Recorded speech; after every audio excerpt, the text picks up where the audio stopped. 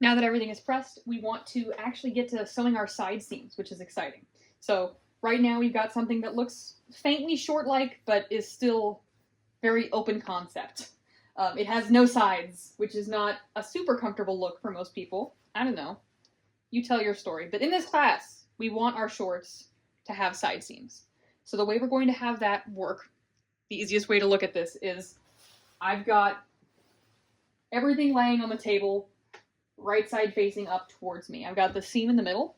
And what I'm going to do is I'm going to grab one end and I'm just going to flip it over flat. So the seam in the middle is now folded over, and I've got a handy dandy, nice little side seam pinned out.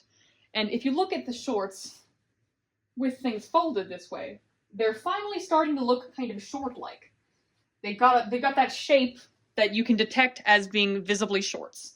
So that's great. We're going to pin this side seam up and we're going to stitch it now. And we're getting really close to our shorts looking so good. We're doing the same pinning technique we've been doing this whole time.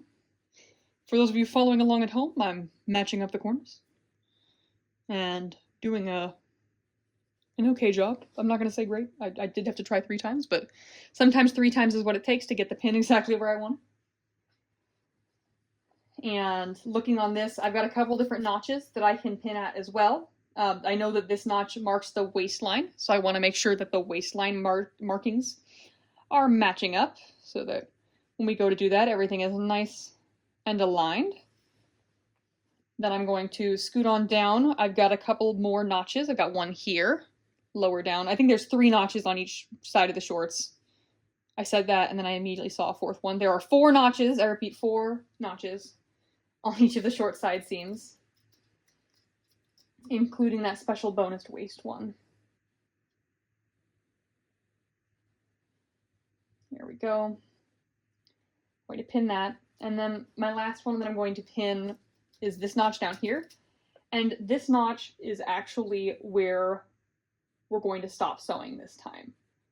So instead of sewing all the way down to the hem, or down to the edge of the fabric, we're going to stop at this notch because we're going to leave a little slit in our shorts to make them easier to get in and out of. There we go. So you want to have this whole length pinned, but we are going to stop sewing right there to leave room for a slit. Now I'm going to flip these over, and I'll go more into detail on the slit during the later part of this video. So don't be stressing about it right now. It's coming, but it's not here. And I'm just going to repeat this pinning process. You're welcome to pause the video and pin on your own. I think I will probably pause the video so we don't watch me do this twice. If you would like to follow along, again, you can just rewind and rewatch me pinning the first side. Now we're ready to start stitching over on our side seams of our shorts.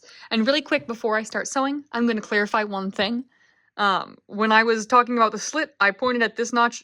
It is actually the notch above this. So this very last one is just indicating our hem. It will be the notch that's about 3 inches above the bottom of the fabric. So that's where we're going to stop stitching, because it is go time on this. And my pedal is in the way of everything. Okay, so now we're ready to start sewing. We're starting all the way at the top, just like we have in the past couple of stitching lines. And I'm just going to start sewing. I'm going to back stitch. Going to remove my pins as I go.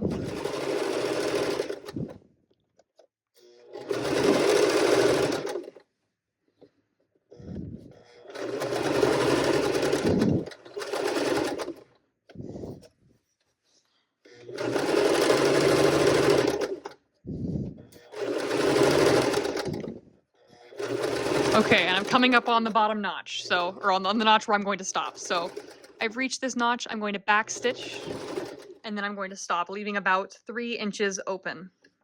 That we will finish off later as the last step of this project. I do believe that will be the last thing we do. So now that I've got one side seam stitched, I'm going to do the other one. You're welcome to keep watching if you'd like.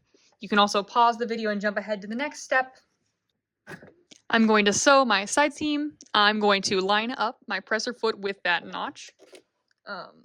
so that I'm stitching, leaving room for my slit. I'm going to backstitch to that point, and then I'm going to keep on stitching until I reach the top. So this one I'm doing backwards of how I did the last one, because I pinned this side up. It does not matter if you start at the bottom of your shorts or the top of your shorts. All that matters is that you remember to leave room for that slit. And I'm going to backstitch up at the top here and sew right off the edge. And that is it for my side seams. So now we can head over and press them. I'm back over at my iron, and I've got my sleeve board out and ready to press. It's time to do our 3-way press on our side seams. So I'm going to lay them flat, going to press flat, going to open them up, and when opening them up, this is where the sleeve board becomes really useful. I'm going to put the sleeve board through the leg hole of the shorts, and then I'm going to press open the seam. And this is the number one purpose for the sleeve board, is when you're trying to sew or iron something that is connected to itself, so it's like a full circle, it's an enclosed unit, having a sleeve board that you can put in the middle to keep that back layer from getting ironed with the top layer is really nice, because then you're not getting the back all crumpled up and doing weird things underneath. So on the slit part here, we're not actually to the step of dealing with this yet, but I am going to just try to line it up and iron it flat. The same way I'm ironing everything else. Keep it nice and consistent. And then I'm going to move on to the next one.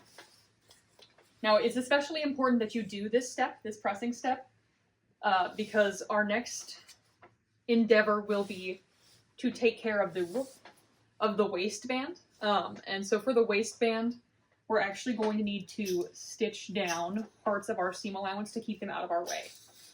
So you'll want to make sure everything is nice and pressed. That is a long way to say that.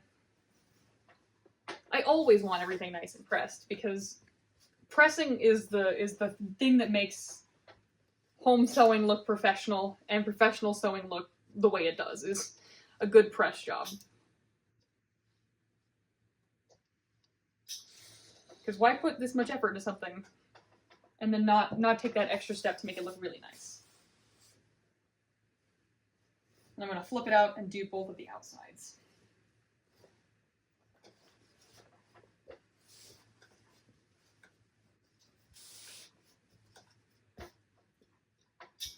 Press, and keeping along there.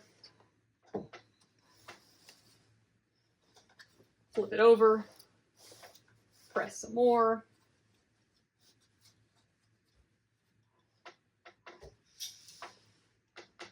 I'm having a lot of fun with my sewing-themed sewing project shorts for sewing class. I thought it would be good and thematic to use this fabric. Okie dokie. So we've got this all pressed. For our next step, we're going to want these turned to have the wrong side facing us, and we're going to head back over to our sewing machines.